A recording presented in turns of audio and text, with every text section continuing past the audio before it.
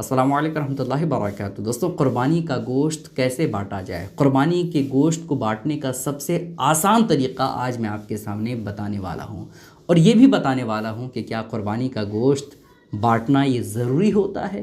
क्या सारा का सारा गोश्त हम खुद खा सकते हैं या नहीं? आज मैं आपके सामने ये तमाम बातें बयान करने वाला हूँ। बस आपसे गुजारिश है कि वीडियो को आप आखिर तक देखिएगा। वीडियो अगर आपको पसंद आती है लाइक करने के साथ साथ चैनल को ज़रूर सब्सक्राइब कर लीजिएगा।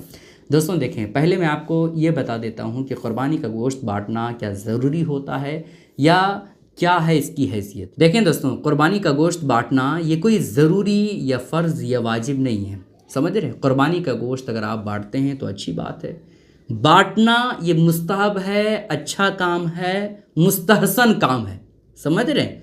अगर आप क़ुरबानी का गोश्त बांटते हैं तो ये अच्छी बात है, लेकिन अगर आप नहीं बांटते हैं तो ऐसा नहीं होगा कि भाई आपकी क़ुरबानी होगी ही नहीं, ऐसा नहीं होगा। ठीक है, क़ुरबानी आपकी हो जाएगी, साथ ही साथ सवाब भी मिल जाएगा। लेकिन अगर आप क़ुरबानी का गोश्त बांटते हैं तो उस सवाब में और ज़्यादा बढ़ोतरी होगी, सवाब में इजाफा होगा। ठीक है, अब क़ुरबानी का गोश्त बांटने का सबसे आसान तरीक़ा क्या है वो आप सुन लीजिए। देखें दोस्तों, क़ुरबानी का जानवर जब ज़बह हो जाए उसके बाद उस जानवर के गोश्त को 3 हिस्सों में तकसीम कर दीजिए। 3 हिस्सों में बराबर बराबर तकसीम कर दीजिए। जैसे आपने क़ुरबानी दिया और क़ुरबानी का गोश्त जो आपके हिस्से में आया वो 9 किलो आया, ठीक है? तो 9 किलो को आप 3-3 किलो 3 जगह आप पहले बांट लो।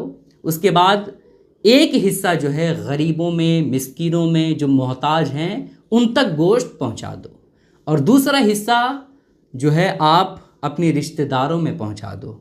आप अपनी बहन के पास पहुंचा दो, आप अपनी खाला के पास पहुंचा दो, आपके जो भी रिलेशन में हैं उन सारे लोगों तक गोश्त का हिस्सा, दूसरा हिस्सा पहुंचा दो। ठीक है, अब बचा एक हिस्सा, वो हिस्सा आप खुद घर में खाइए, अपने बच्चों के साथ खाइए, अपनी बीवी के साथ खाइए, अपने माँ बाप के साथ खाइए। ठीक है, तो ये सबसे आसान तरीक़ा गोश्त बांटने का है। लेकिन इसमें बहुत सारे लोग गलती करते हैं, जो कि बहुत बड़ी गलती है। बहुत सारे लोग क्या करते हैं, जो अच्छा पीस होता है, जो अच्छी बोटी होती है, जो जायकेदार वाला पीस होता है, वो क्या करते हैं घर में रख लेते हैं अपने लिए खाने के लिए। अच्छी जो पीस होती है, अच्छी बोटी होती है, वो घर के लिए रख लेते हैं कि भाई ये जायकेदार है, इस वजह से इसे जो है गरीबों में ना दिया जाए, इसे रिश्तेदारों में ना दिया जाए, चूँकि ये जो पीस है वो अच्छा है, इस वजह से हम खुद खाएंगे, हम लोग घर में खुद खाएंगे। तो ऐसा हरगिज़ ना करें।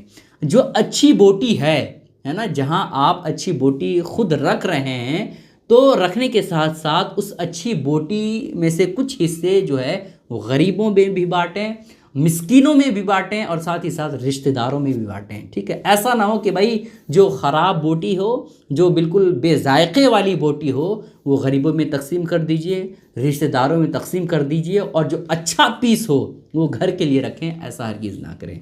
बहुत सारे लोग कहते हैं कि भाई इस बोटी की जो है वो बिरयानी अच्छी बनेगी, इस वजह से ये बोटी जो है गरीबों में ना दिया जाए और ना ही किसी को बांटा जाए।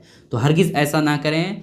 बांटने में आप दरिया दिली दिखाएं, समझ रहे हैं? बांटने में आप हरगिज़ ये ना सोचें कि भाई अच्छी बोटी दूसरे को दें, अच्छी बोटी सबको दें और आप खुद रखें। ठीक है, अब इसी के ज़िम्न में एक और बात आती है कि मरने वाले ने, है ना, अगर आपके अब्बू या अम्मी इस दुनिया से जाते जाते ये वसीयत किया था कि बेटा या बेटी मेरे नाम से क़ुरबानी कर देना, है ना, मरने वाले ने वसीयत किया था, तो फिर ऐसी कैफियत में उसका गोश्त आप ना खुद खा सकते हैं, ना अपने बाल बच्चे को खिला सकते हैं, बल्कि वो सारा का सारा गोश्त आप गरीबों में तकसीम कर दीजिए, फ़कीरों में तकसीम आपको करना होगा। आप उस गोश्त को घर में नहीं खा सकते हैं। ठीक है, इसी तरह से मरने वाले ने वसीयत नहीं किया था, माँ बाप इस दुनिया से चले गए या कोई भी चले गए इस दुनिया से, लेकिन उन्होंने वसीयत नहीं किया था कि बेटा मेरे नाम से क़ुरबानी कर देना, लेकिन खुद से, है ना, ऐसे ही बेटा अपने बाप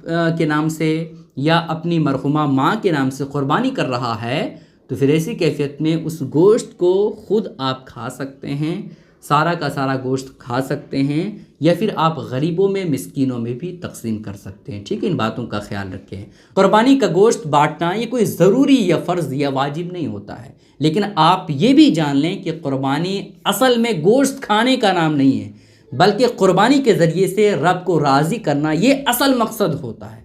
سمجھ رہے ہیں؟ قربانی کے ذریعے سے ثواب کمانا، نیکیاں کمانا یہ اصل کام ہوتا ہے۔ ان باتوں کا خیال ضرور رکھیے گا، اس کلپ کو دوسروں تک ضرور شیئر کریں۔ السلام علیکم ورحمۃ اللہ وبرکاتہ۔